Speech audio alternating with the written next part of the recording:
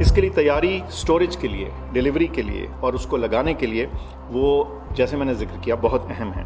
जो हमारा EPI है, एक्सपेंडेड प्रोग्राम फॉर इम्यूनाइजेशन, जो कि टीके लगाने के लिए, हिफाजती टीके, उसके मरबूत और प्रॉपर तरीके मौजूद हैं, उनके पास ट्रेनिंग मौजूद है इसको करने की। और EPI ने अपना जो कोल्ड चेन है उसको रिव्यू भी कर लिया है, उसको मजबूत भी कर लिया है और वो इसको फर्दर एक्सपैंड भी कर सकते हैं और हम अपनी तमाम पॉपुलेशन तक वैक्सीन पहुंचाने के लिए उनके काबिल होंगे और हैं। इसके अलावा बहुत अहम था कि चूंकि ये वैक्सीन बालिग लोगों को लगेगी, ये बच्चों को नहीं लगती। आमतौर पे तो अक्सर हिफाजती टीके बच्चों को लगते हैं, तो हमें थोड़ा सा अपने इंफॉर्मेशन सिस्टम को इसके साथ अपग्रेड करने की ज़रूरत थी। तो इस सारे तरीक़ेकार को एक नज़्म ज़ब्त से करने के लिए एक सॉफ्टवेयर डेवलप किया गया और इसको ट्रैक करने की तमाम कैपेबिलिटीज़ बना ली गई हैं।